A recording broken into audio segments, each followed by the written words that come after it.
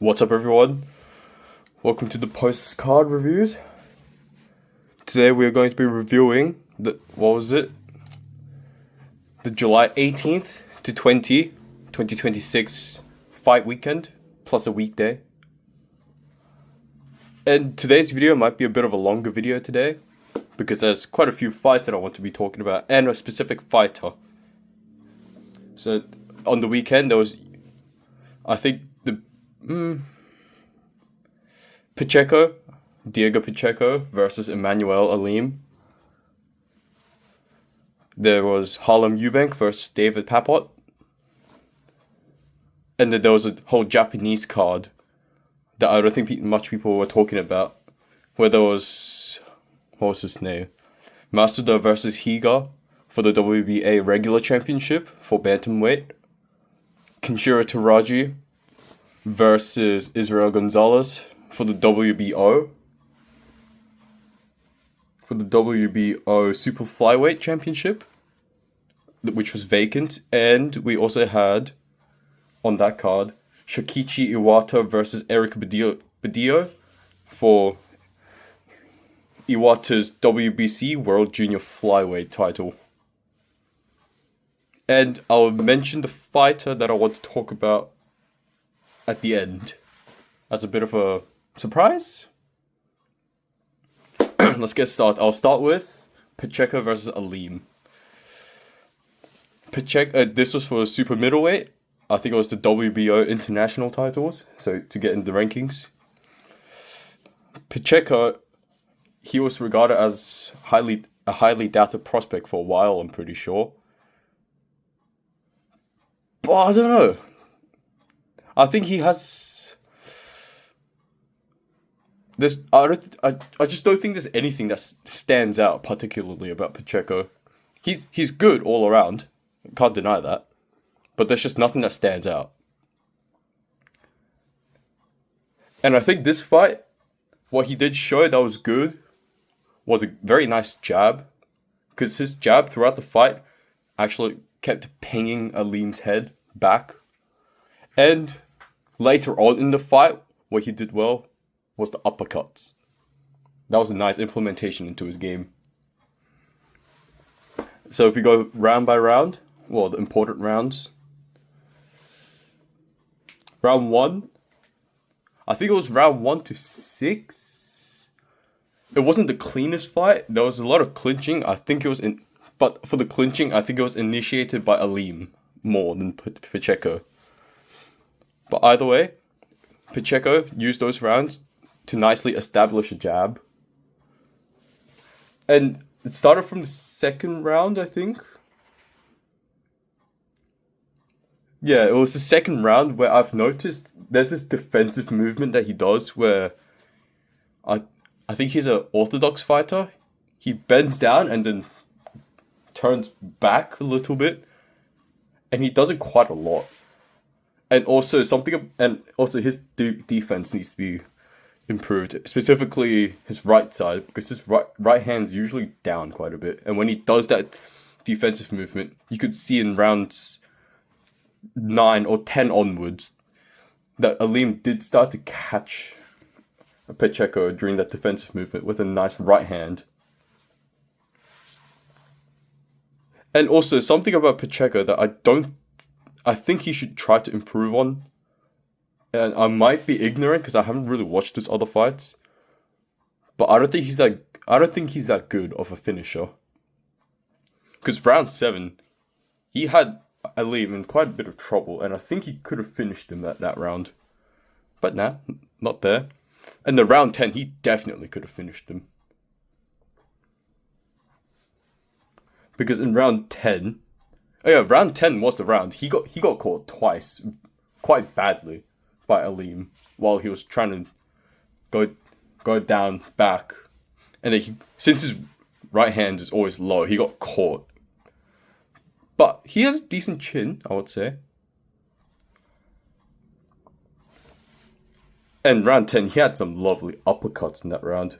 Uppercuts to the body. There was this really big uppercut that he landed to the chin. I think it was with the right hand.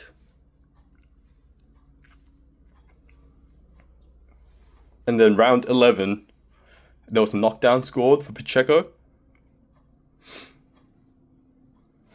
And then we finally saw Pacheco's finishing instincts there. Stop! Take a step back.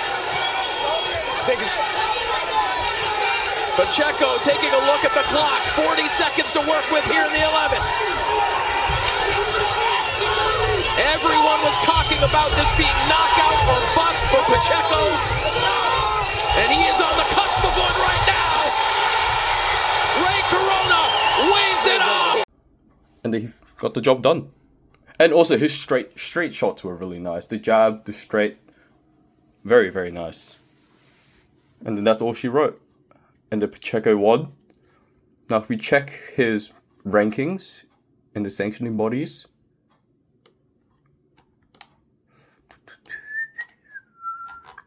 Okay, here, super middleweight. Currently, he is the ring number 6. And he's WBO number 3. Number 12 in the IBF. Number 4 in the WBC. And number 7 in the WBA. So he is rated high. He's rated in all the sanctioning bodies and rated highly in 3 of them. But I think what he's trying to do is go for the WBO route against Hamza Shiraz, who conveniently is fighting next week. And for Daigo Pacheco, I think he should continue this route because Hamza Shiraz,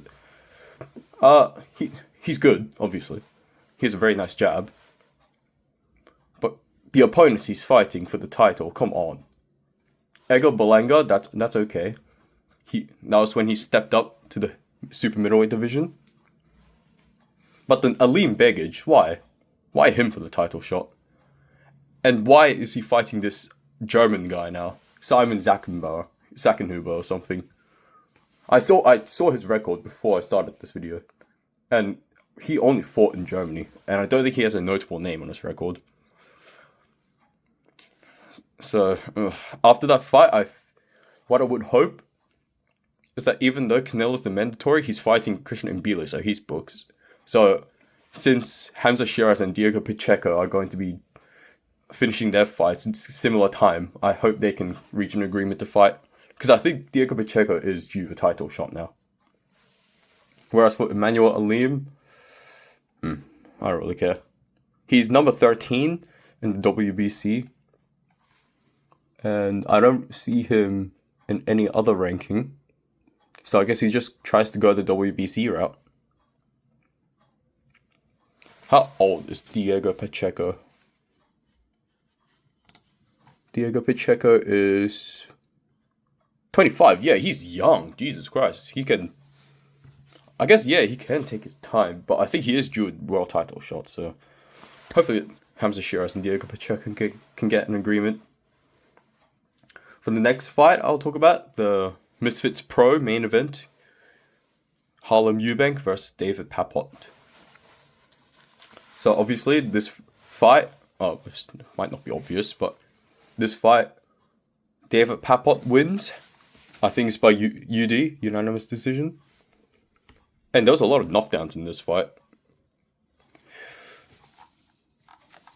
So if I was to go through the fight, actually no, I'll start with some criticisms. Because for Harlem Eubank, I think there's one major criticism. 2. He moves way too much for the amount of activity that he does. Because he makes a lot of he tries to make a lot of angles, but it does not capitalize, and I think that just gasses him out. And yeah, he had a few chances to try and go at him, but he was the aggressor in the fight most of the time, but he never did anything with the aggression. He just, I don't know what he was doing. Whereas for David Papot, he was a southpaw,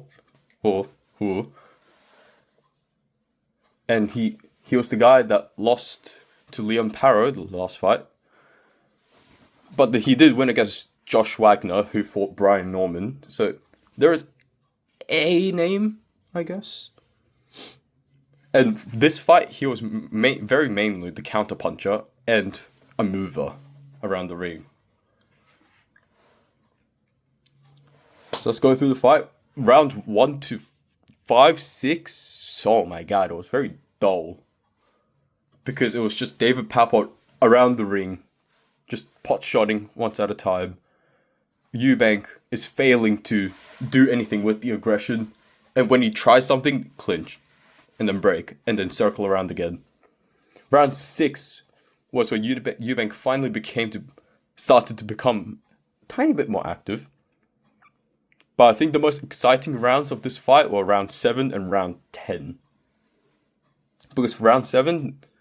Oh, yeah, also, there was a knockdown for Papot in round 2. I think it was David Papot did through a right hand counter. So that was the first knockdown. First of 3. Round 7. Actually, no, first of 4. What am I talking about? Round 7, there was a knockdown for Harlem Eubank, where he countered Papot with the left hook. And this round, he started to look a lot better. Maybe not better, just more aggressive. And he actually did more with his offense this round. Rounds 8, 9 were actually kind of entertaining, because they finally started to trade a little more. And the round 10, I think it was around the 2-minute mark, 1 minute 50 mark. There was a knockdown for Papot with a left hook. It was a big left hook. And then right after that, there was another knockdown for Papot with a big right hook this time. And I think at that point, that sealed the victory for Papot. And then rounds 11, 12, kind of entertaining. And then the fight ends. David Papot's the winner. So for Harlem Eubank, I think this is his 3rd or 2nd loss. Let me find out. Harlem Eubank. This is his 2nd loss. His first loss being to Jack Catterall last year. And he's 32, so he's not the oldest. And now let's look at the winner first, David Papot. Is he in any of the rankings? No, he's not, apparently. But if I'm correct, this was a welterweight fight. So if we go to the welterweight division. Okay, if I was to search up Harlem Eubank. Okay, lovely. Harlem Eubank, yeah, welterweight. Okay, I'll start with Harlem Eubank because he's in the rankings. He's number 14 in the IBF, and that's it. Oh, this might be a bit hard for Harlem Eubank because he's got a loss now. He will probably still get fights because of his name, his last name specifically.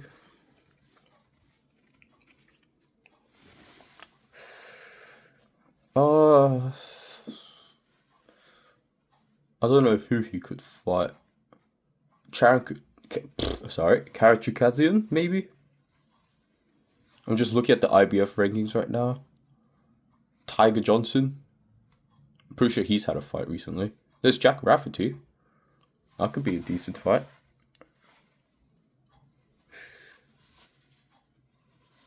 I'll try to stay away from the top 10 right now for him. And David Papot, I don't know what he would do. Considering he is 35, I'm pretty sure. And also, I don't know what sanctioning body he fights for. So I will wish David Papot the best. And I'll move on to the next. Oh, also, for the Pacheco versus Aleem card, there was one more fight there that I think was notable. Andy Cruz versus Montoya. Notable because of Andy Cruz, obviously.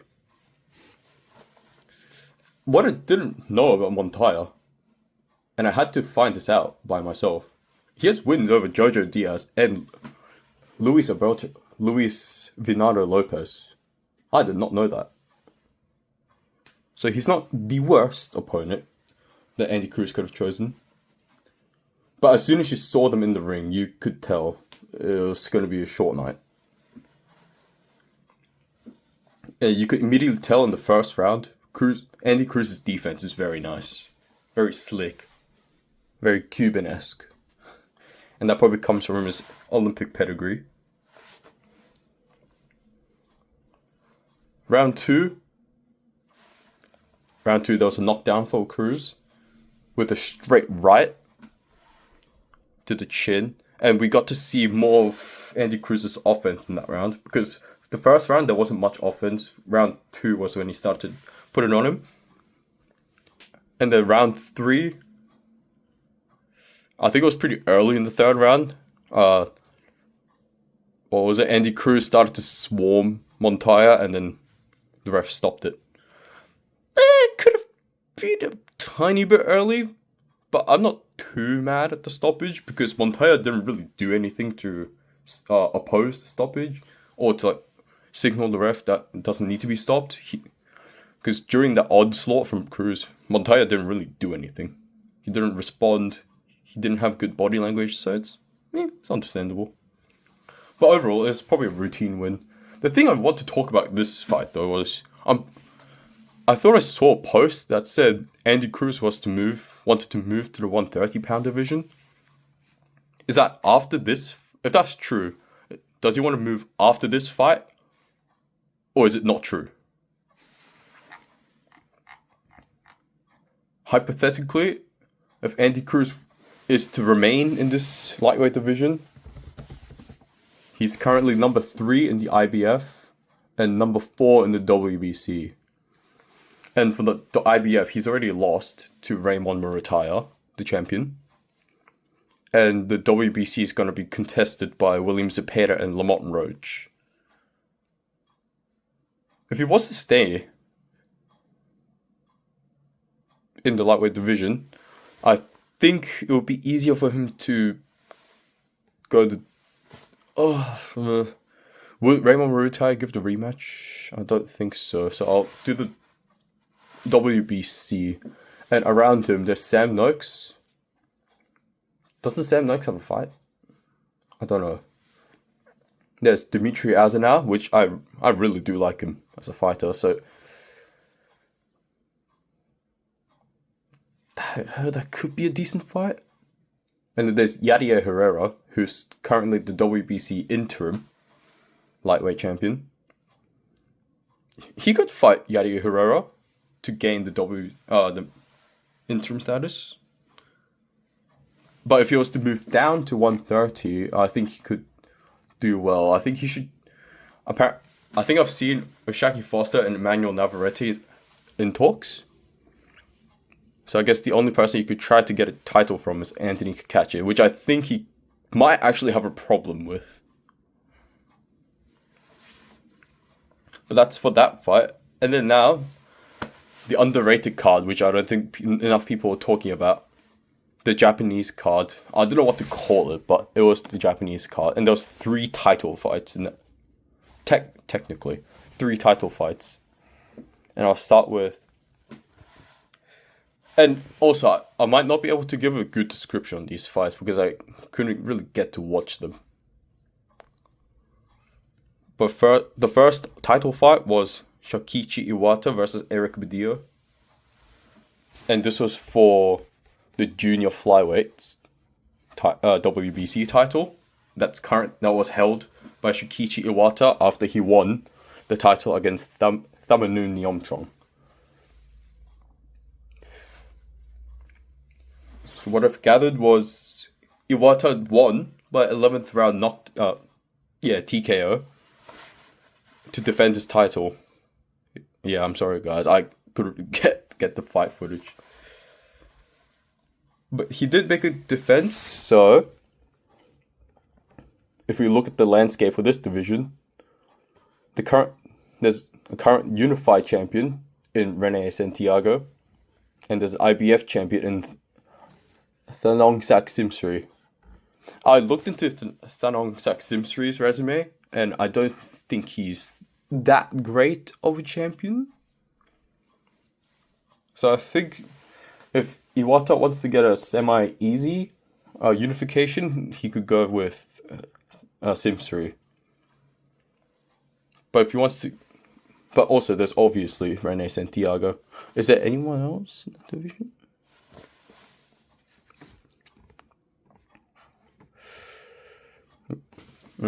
I don't think so. I think his best chances of good fight are unification fights now.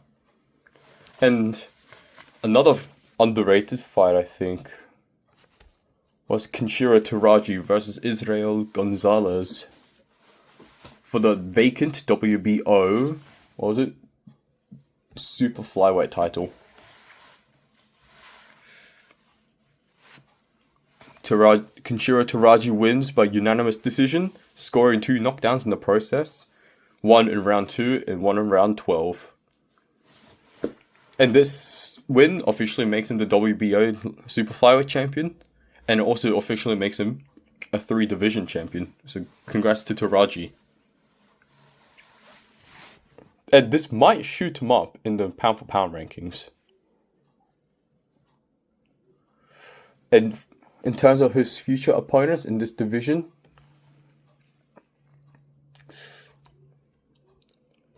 he might, and if I know correctly, Kenshiro Teraji moved up once before to the flyweight division and they immediately unified with Yuri Ikui.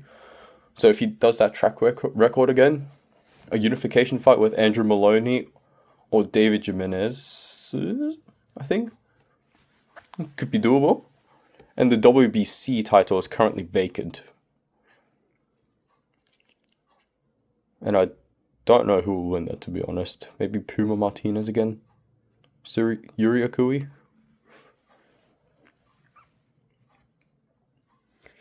And for the main event of that card, I think, Masuda versus Daigo HIga. And before I talk about the fight, I'm pretty sure Daigo HIga was retired. Or like announced his retirement, and they came back for this fight. Which I don't know why. I kind of wish Daigo HIga would have stayed retired. But anyways, Masuda wins by split decision. Daigo HIga getting 115-113 by one of the judges. I don't know if that's controversial or not. I hope I can get to watch the fight sometime. And this makes Riku Masuda the WBA Bantamweight Regular Champion. Which means he could potentially get a fight against Bam. But I don't think that's going to happen. And to be honest, I don't know if Bam's going to move up or not. If he moves up, then Masuda could get promoted. And if he does get elevated to WBA Super Champion, then he could get a unification with Takuma, Jose Salas Reyes, or Christian Medina. So there's some good fights for him. And that kind of wraps up the fights that happened this week. There's one fighter that I want to talk about that also fought this week, but I couldn't really catch a fight. And I'm gonna credit a guy called Henry for finding this person. And her name is Kokoa Taguchi. She featured in a guy called Henry's documentary, which obviously you guys should check it out. It was very good. And oh my god, she's okay, I shouldn't swear. She's a weapon. She's a weapon of a boxer. The snap in her straight. Oh my god, it's actually scary. And she had a professional debut. I think it was on the Tuesday or Wednesday. I saw little bits and pieces. And she's really good. She knows how to minimize the amount of movement she needs to do. She only does necessary movements. And she definitely has power as she TKO'd her opponent. And I'm pretty sure if I was to get her opponent up, Kokoa Taguchi.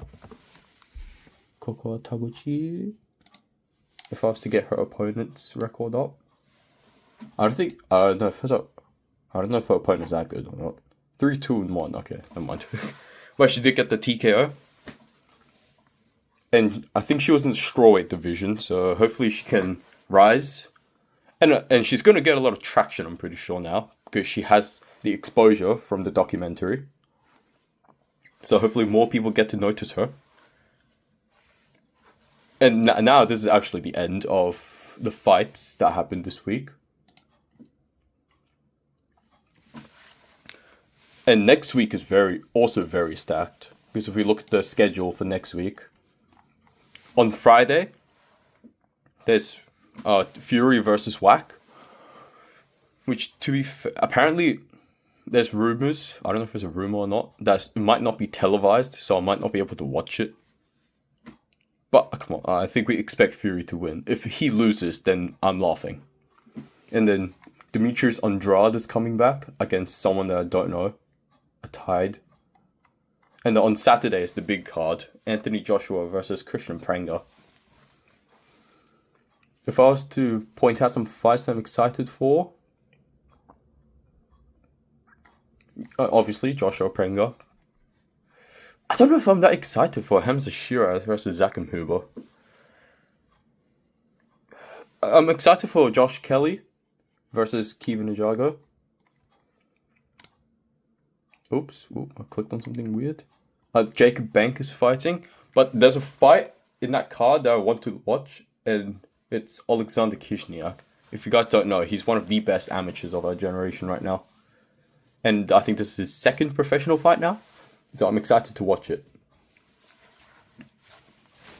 And on the Sunday, there's Errol Spence Jr. versus Tim Tszyu in Australia. And then in that card, there's also Stephen Fulton versus Liam Wilson. And Jermell Charlo is coming back. I forgot which Charlo brother's coming back. And apparently there's also, I think, a Zuffa event, which features Edgar Berlanga versus Butler. I think this is Stephen Butler. Yeah, Stephen Butler.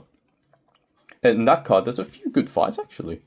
I think there's Richardson Hitchens, and there's Derevianchenko, and Otto Wallin.